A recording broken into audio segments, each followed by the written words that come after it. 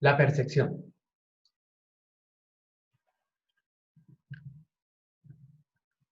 Es un proceso cognitivo por el cual se comprende y codifica los mensajes que se reciben del medio. En otras palabras, dan un sentido a los estímulos del medio.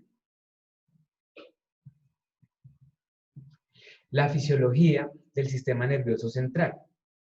Existen diversas formas de energía que el sistema sensorial puede detectar. Entre estas están las ondas sonoras, el calor, las fuerzas mecánicas, la precisión, el color y los sonidos. La unidad fundamental del cerebro son las neuronas y células glías. Las neuronas se encargan de transcribir la información. Existen dos tipos de señales para transcribir esa información. Las señales eléctricas, que permiten transmitir la información de una parte a otra en la misma neurona, lo que vamos a llamar potencial local y potencial de acción. Los mecanismos químicos transmiten la información entre células diferentes a partir de la liberación de neurotransmisores. Las neuronas se dividen en sinápticas y postsinápticas, de acuerdo a la liberación del neurotransmisor y la recepción de este. Para que la información sea estructurada en el cerebro, se realiza un proceso a partir de la transformación de la información, iniciando con el sistema preneural que recoge y filtra la energía del entorno, denominado estímulo sensorial, para que interactúe con las células receptoras del estímulo sensorial. Dicho cambio modifica la tasa de disparo de las neuronas sensoriales, codificando la información sensorial y transmitiendo las diferentes regiones del sistema nervioso central donde se procesa, se integra la información sensorial. La transducción es el proceso de transformación de los diversos tipos de energía, los estímulos, en impulsos nerviosos, llevado a cabo por los receptores sensoriales. La transducción sensorial es la conversión de un estímulo sensorial a otro, donde una señal se convierte en un potencial de acción. El receptor sensorial puede ser una célula no sensorial. Vamos a hablar como ejemplo los fotorreceptores. Las células receptoras convierten el estímulo en una señal eléctrica. Estas se dividen en receptores de los estímulos sensoriales externos y los receptores de los estímulos sensoriales internos, que vamos a llamar interceptores. El cambio en la permeabilidad de la membrana de la célula receptora, cuando se modifica el potencial de membrana del receptor, esta modificación en el potencial se denominará despolarización graduada.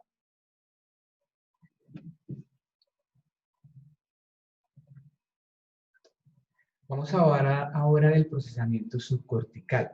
El procesamiento de la información sensorial se divide en dos procesos. Uno va a ser el subcortical y el otro va a ser el cortical. El procesamiento subcortical de los diversos sistemas sensoriales se da de la siguiente manera. Va a estar conformado por diversas estructuras, donde la información va a transmitirse al tálamo en su mayoría. Los núcleos que participan en esta conversión van a ser el núcleo geniculado lateral, que se va a encargar de la visión, el núcleo geniculado medial, que se va a encargar de la audición, y el núcleo ventral posterior-medial, que se va a encargar del sentido, del gusto y la información somatosensorial. Va a haber un cuarto núcleo, que es el núcleo ventral posterolateral, que se encarga específicamente de la información somatosensorial. Las estructuras subcorticales se encuentran localizadas en ambos hemisferios, compuestos por aquellos centros cerebrales que se ubican entre la sustancia blanca, situándose cerca de la región lateral y los ventrículos laterales. Estas estructuras están formadas por cuatro estructuras, valga la redundancia: el hipocampo, el cerebelo, la amígdala y los ganglios basales. Algunas funciones de esas estructuras van a ser la regulación del carácter y la respuesta emocional, la regulación de respuestas instintivas como el hambre y la huida, la modulación de las funciones viscerales y endocrinas del organismo, la regulación del proceso vigilia-sueño y la regulación del proceso de atención y excitación. Vamos a hablar un poco ahora sobre los sistemas. Vamos a empezar sobre los sistemas sensoriales. Los sistemas sensoriales son un conjunto de órganos altamente especializados que permiten a los organismos captar una amplia gama de señales provenientes del exterior. Ello es fundamental para que ellos organismos puedan adaptarse al medio. En este caso está el sistema visual. La entrada de la información es a partir del globo ocular, que es donde se va a dar la transducción de la información, pasando a la córnea, donde se da la refracción y dirigiéndose hacia la retina. De ahí se va a dirigir, de ahí va a pasar por el iris, que es el que va a regular el paso de luz hacia la retina. El cristalino permite el enfoque fino de la imagen. En la retina están las células receptoras, que son en este caso los conos y los bastoncitos. Es donde ocurre la transducción del sistema visual.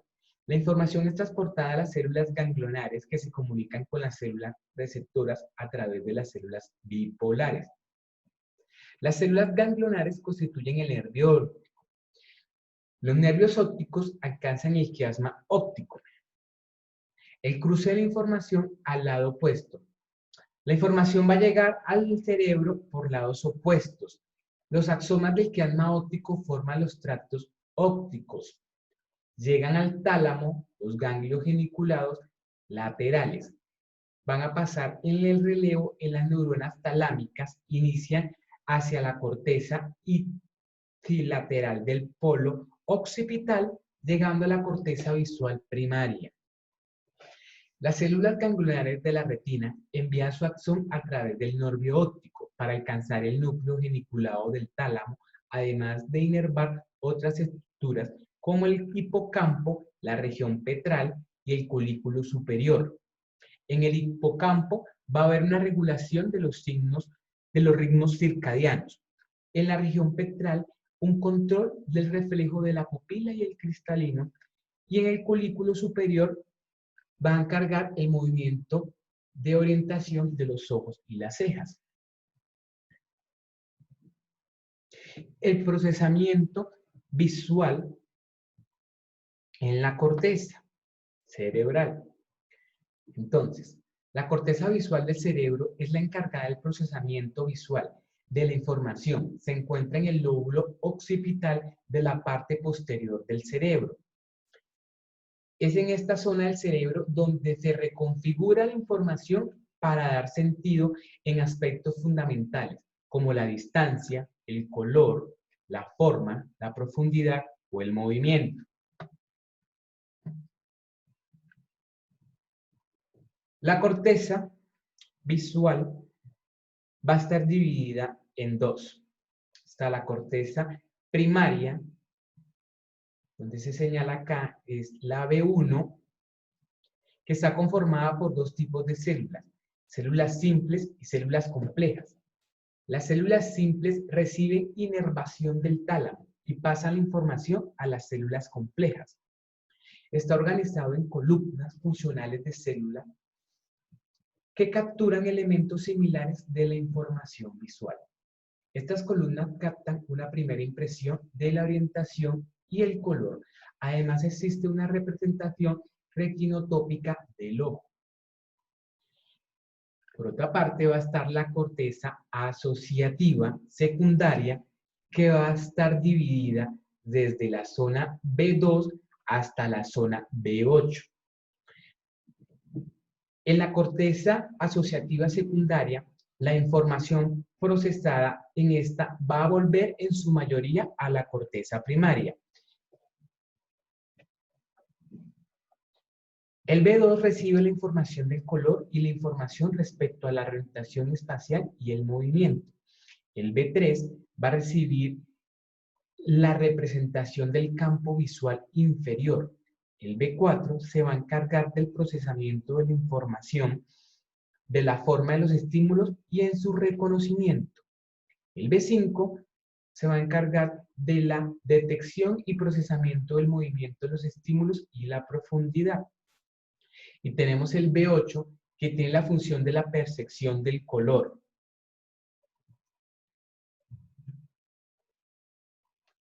Las principales vías del procesamiento de la información visual. Vía ventral o vía del qué, que iría desde el B1 en dirección al lóbulo temporal y forma parte de la B2 y la B4, hacia el lóbulo temporal.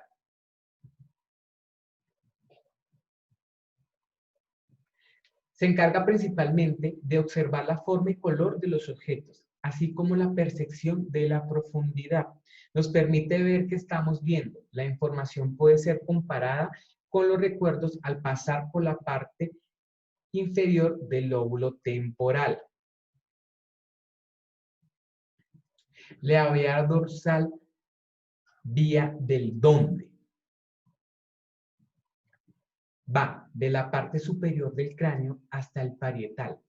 Destaca la participación de la zona B5 de la corteza. Se procesa aspectos como el movimiento y el procesamiento espacial. Permite visualizar dónde y a qué distancia se halla el estímulo y si se mueve o no, y su velocidad. Vamos a tener, por otra parte, el sistema auditivo. Está compuesto por un conjunto complejo de órganos. Inicia en la cóclea, donde están las células receptoras que son activadas por ondas sonoras. Conectadas con una cadena de huesecillos en el oído medio, estimula las células pilosas. Es aquí donde se da la transducción de la información que va a dirigirse hacia el nervio auditivo. Los axones del nervio auditivo pasan a los núcleos cocleares del bulbo raquídeo. Inervan al núcleo coclear, transcurren por vías paralelas, alcanzan al núcleo homólogo contralateral. Las vías ascienden al tálamo del núcleo geniculado, donde alcanzan la corteza auditiva primaria. El sistema del gusto. El gusto es lo que permite que captemos los sabores de los alimentos, que elijamos y limitemos el consumo de nutrientes. El procesamiento de la información es lo que nos va a permitir identificar los sabores y lo agradable o aversivo que nos parezca. Este proceso inicia en las papilas gustativas de la lengua, el paladar y la laringe, donde hay receptores especializados para cada sabor: dulce, salado, agrio, amargo. Vamos a tener un quinto que es el umami. La información es traducida y enviada a los nervios craneales. En este proceso participan tres nervios craneales: el nervio facial, el 7, el nervio glosofaringeo, el 9, y el nervio vago, que es el 10. La información hace relevo en el tracto solitario del bulbo, pasa al área gustativa de la protuberancia, las neuronas del núcleo ventral posterior medial del tálamo, del hipotálamo lateral y de la amígdala. Los ganglios basales dan un componente emocional a la percepción del sabor. La información llega a la corteza gustativa primaria. Vamos a tener el sistema olfatorio. El proceso inicia con la estimulación de las células receptoras olfatorias en los cilios olfatorios. Pasan al nervio olfatorio, llega la información al bulbo olfatorio, donde se interpreta la información. Las vías olfatorias. Vamos a tener que penetran la unión que se encuentra entre el cerebro y el mesencéfalo. Se dividen en dos: el sistema olfatorio medial y el sistema olfatorio lateral. El sistema olfatorio medial se va a dividir en el sistema olfatorio arcaico, ubicado en los núcleos de la parte basal intermedia del encéfalo. El sistema olfatorio lateral va a tener una vía antigua y una vía moderna. La vía moderna, atraviesa el tálamo pasando por el dorso medial, llegando a la corteza orbitofrontal, donde la vía antigua, compuesta por la zona periformes, los núcleos amigdalinos, se dirige al sistema límbico, donde se aprende a disfrutar de ciertos alimentos. Vamos a tener la corteza asociativa, que nos permite integrar diferentes tipos de información sensoriales. Aquí es donde se procesa la información de los diferentes sistemas receptores, lo que nos permite dar un significado a la percepción. Por ejemplo, con la información percibida del medio a través del sistema visual. Ante una amenaza de un animal, esta procesa la información para dar una respuesta de huida. Es así como la corteza asociativa es la encargada de vincular entre sí las diferentes informaciones procedentes de las regiones cerebrales. Existen dos diversos tipos de corteza en función del tipo de información que procese. Áreas de asociación unimodales o secundarias que se encargan de procesar información de un único sentido o de realizar una única función. Permite el reconocimiento e interpretación de los estímulos. Las principales áreas unimodales son el área visual secundaria, el área auditiva secundaria, el área somática secundaria. Y tenemos el área premotora y la corteza motora suplementaria. El área visual secundaria, la información visual son integradas en la región cerebral, vinculando aspectos como el color, la forma o la profundidad. El área auditiva secundaria se vincula a información que nos permite diferenciar timbre, tono, volumen de los sonidos.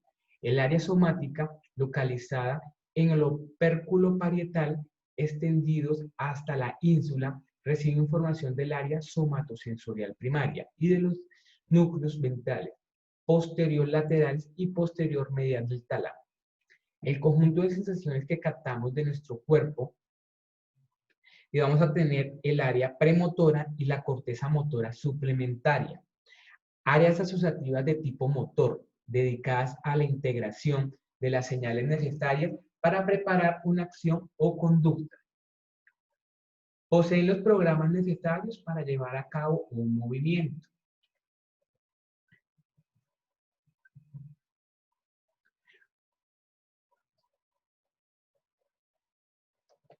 Las áreas de asociación multimodal. Responde a múltiples modalidades sensoriales y modifican su respuesta de acuerdo a múltiples circunstancias.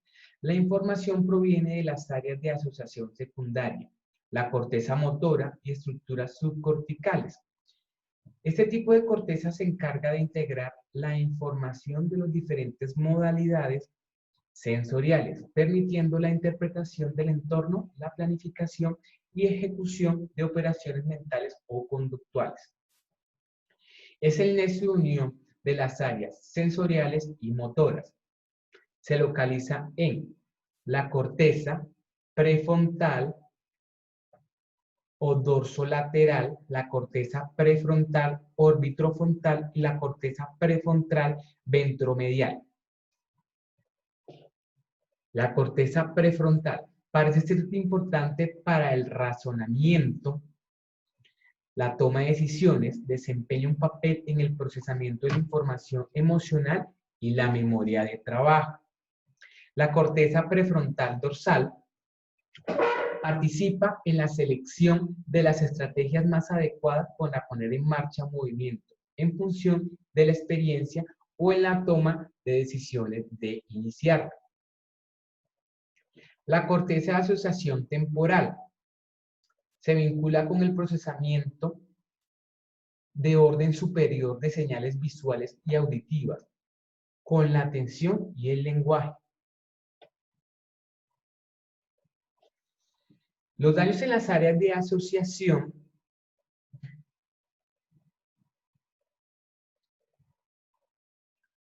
van a provocar diferentes síndromes neurológicos. En este caso, las lesiones en el área de asociación unimodal provocarán dificultades en el reconocimiento de los estímulos, generando agnoxias. En lo que respecta a la lesión de las áreas de asociación motora, concretamente en el área suplementaria, tiende a generar descoordinación y apraxia.